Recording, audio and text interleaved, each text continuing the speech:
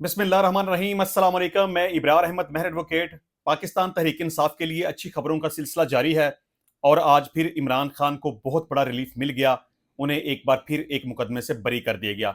इस केस की तफसील को डिस्कस करेंगे और इसके अलावा अडेला जेल में आज केस की समाअत के दौरान बुशरा बीबी और सहाफ़ियों के दरमियान थोड़ी नोक झोंक, थोड़ी तलखी हो गई और सहाफ़ियों ने इसकी शिकायत इमरान खान साहब से भी की। ये क्या मामला पेश आया, तो इसके ऊपर इमरान खान साहब का क्या मौक़िफ़ था, इसके ऊपर बात करेंगे। और इसके अलावा इस्लामाबाद हाई कोर्ट के जजेस को पाउडर वाला मशकूक खत मसूल हुआ और उस खत के जरिए जजेस को धमकी देने की कोशिश की गई।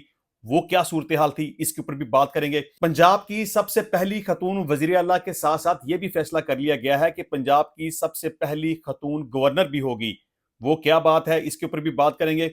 और इसके अलावा इमरान खान साहब ने यह कहा है कि जजेस को आवाज उठाने पर सैल्यूट करता हूं, उम्मीद है वो मुल्क को बचा लेंगे। ये क्या मामला है, इसके ऊपर भी बात करेंगे। हम सबसे पहले बात कर लेते हैं कि इमरान खान साहब को जो रिलीफ मिला है।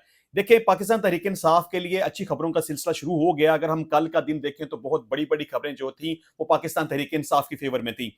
मसलन के तोशाखाना केस में इमरान खान और बुशरा बीबी को जो 14-14 साल कैद की सजा सुनाई गई थी, अल्टीमेटली उसमें सस्पेंशन ऑफ सेंटेंस हो गई और इमरान खान और बुशरा बीबी की रिहाई का हुक्म जारी कर दिया गया। लेकिन चूंकि उनकी रिहाई हो नहीं सकी, क्योंकि और भी बहुत सारे मुकदमात इस वक्त इमरान खान और बुशरा बीबी के खिलाफ हैं, तो जैसे जैसे मुकदमात खत्म होते जाएंगे अल्टीमेटली ये तमाम मुकदमात खत्म हो जाएंगे और इमरान खान और बुशरा बीबी को जेल से रिहा कर दिया जाएगा।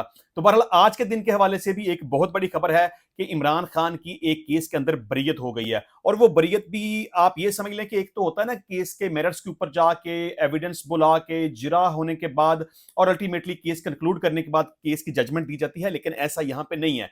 जब कोई केस बहुत कमजोर होता है और आप ये समझ लें कि केस के पल्ले कुछ भी नहीं होता, उसमें कोई शहादत रिकॉर्ड नहीं की जाती, किसी गवाह को नहीं बुलाया जाता, किसी के ऊपर जरा नहीं की जाती और उसको ऐसे ही केस को बरी कर दिया जाता है। जैसे कानून के अंदर एक सेक्शन है 249A, जब मजिस्ट्रेट के पास कोई केस जेर समाअत हो और वो केस बहुत कमजोर हो और अदालत ये समझे कि इस केस में सजा होने का अमकान नहीं है और जो इल्जाम इसमें मुलजम के खिलाफ या मुलजमान के खिलाफ लगाया गया है उसकी कोई हैसियत नहीं है, और अदालत ये समझे कि इस केस की समाअत अगर जारी रखी गई तो ये सिर्फ अदालत के वक्त के ज़िया के मुतरादिफ होगा, तो अदालत उस केस को बरी कर देती है। अब ये केस भी जिसमें इमरान खान के खिलाफ थाना मारगला में गैर कानूनी रैली निकालने का केस बनाया गया, उसमें 249A के तहत इमरान खान और उसके साथ दो जो जितने भी मुलजमान थे उनको बाइज्जत तौर पर बरी कर दिया गया है।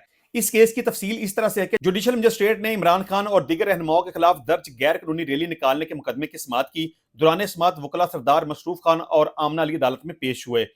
अदालत ने इमरान खान, असद उमर, अली नवाज अवान और दीगर तमाम शरीक मुलजमान को भी मुकदमे से बाइज्जत बरी कर दिया। तो बहरहाल जिस तरह से मैं पहले भी कहता रहा हूं कि इमरान खान के खिलाफ जितने भी मुकदमात बनाए गए हैं वो बिल्कुल झूठे हैं और बेबुनियाद हैं और उनकी कोई हैसियत नहीं है और अदालतें बहुत अच्छे तरीके से समझती हैं कि तमाम मुकदमात झूठे हैं। और डेफिनेटली आप देखेंगे कि वक्त गुजरने के साथ साथ इमरान खान साहब की तमाम मुकदमात से बरीयत हो जाएगी और अल्टीमेटली वो जेल से रिहा हो जाएंगे। अच्छा जी, दूसरी खबर ये थी कि डयाला जेल में आज बुशरा बीबी और सहाफियों के दरमियान थोड़ी सी नोक झोंक, थोड़ी सी तलखी हुई है। वो इस तरह से कि आज केस की समाअत के दौरान सहाफियों ने बुशरा बीबी से ये सवाल किया कि आपने पहले ये मौकफ अपनाया था कि आपके शहद में जहर मिलाया गया है और अब आप ये कह रही हैं कि आपके खाने में हार्पिक मिलाया गया है, तो इसके ऊपर आपका क्या मौकफ है? तो इस पर बुशरा बीबी ने कहा कि मैं जो कह रही हूं बिल्कुल सही है, मेरे खाने में भी हार्पिक मिलाया गया और मेरे शहद में भी जहर मिलाया गया। तो इस पर सहाफियों ने सवाल किया कि अगर इस मामले की इंक्वायरी होती है तो आप किस तरह से इस केस को साबित कर पाएंगी, किस तरह से आप ये साबित कर पाएंगे कि वाकई आपके शहद में जहर मिलाया गया या आपके खाने में जहर मिलाया गया? तो इस पर बुशरा बीबी ने कहा कि मैं सबूत कहां से लेके आऊंगी।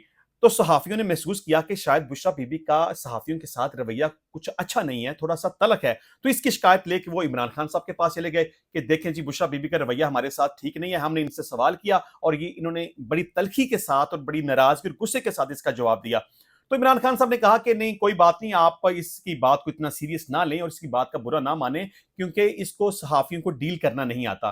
तो इमरान खान साहब ने ये बुशरा बीबी और सहाफियों के दरमियान जो मामला हुआ या जो तलख कलामी हुई उसको बिल्कुल लाइटर मोड में लिया और सहाफियों से कह दिया कि आप इसकी बात को बिल्कुल भी सीरियस ना लें। लेकिन इमरान खान साहब ने सहाफियों से ये जरूर कहा कि मेरी अहलिया को जहर दिया जा रहा है और उसको जान से मारने की कोशिश की जा रही है और अगर मेरी बीवी को कुछ हुआ तो इस्टेब्लिशमेंट इसमें पूरी पूरी जिम्मेदार होगी। अच्छा जी, इसके अलावा इस्लामाबाद हाई कोर्ट के वो 6 जजेस जिन्होंने चीफ जस्टिस ऑफ पाकिस्तान काजी फाज ईसा साहब को खत लिखा था کہ ہمارے اوپر خفیہ ادارے پریشر ڈال رہے ہیں, اپنی مرضی کے فیصلے مسلط کرنے کی کوشش کی جا رہی ہے, اس معاملے کی پراپر طریقے سے انکوائری کی جائے وغیرہ وغیرہ.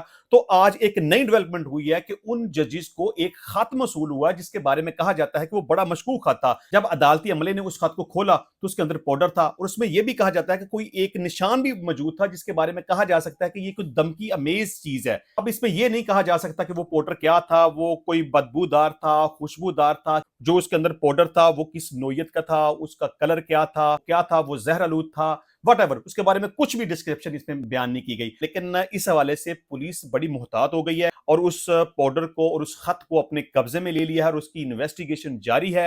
اور ابھی تک یہ پتہ نہیں چل سکا کہ اس خط کے اندر جو نشان ملا دمکی میز وہ کیا تھا اور جو پاؤڈر ملا وہ پاؤڈر کیا تھا. بہرحال انویسٹیگیشن پراپر ہونے کے بعد ہی یہ پتہ چلے گا.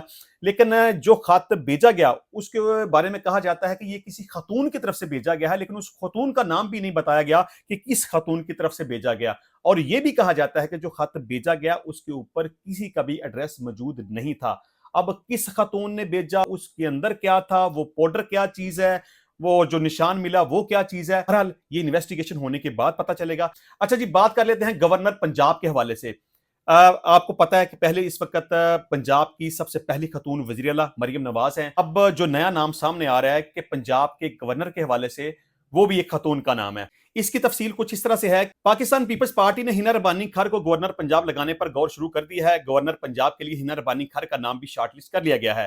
پارٹی کی سینٹرل ایگزیکٹو کمیٹی کا اجلاس کی منظوری کے بعد خاتون گورنر لگانے کا اعلان کیا جائے گا. پیپلز پارٹی کی جنم سے پہلی خاتون گورنر پنجاب لانے پر مشاورت کا سلسلہ جاری ہے. کل پاکستان پیپلز پارٹی کی طرف سے پنجاب میں خاتون گورنر لانے کا فیصلہ آلموسٹ ہو چکا ہے اور Hina Rabbani Khar most probability next governor Punjab ہوں گی. اچھا جی, عمران خان صاحب کی بات کر لیتے ہیں. انہوں نے کہا کہ ججز کو آواز اٹھانے پر سیلوٹ کرتا ہوں, امید ہے وہ ملک کو بچا لیں گے.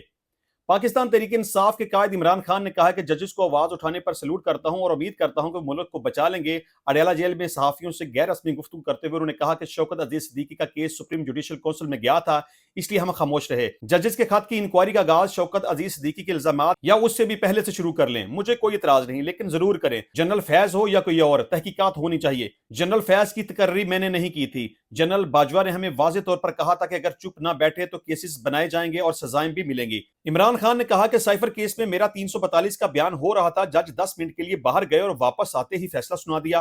تمام ججز باہر سے کنٹرول ہو رہے تھے.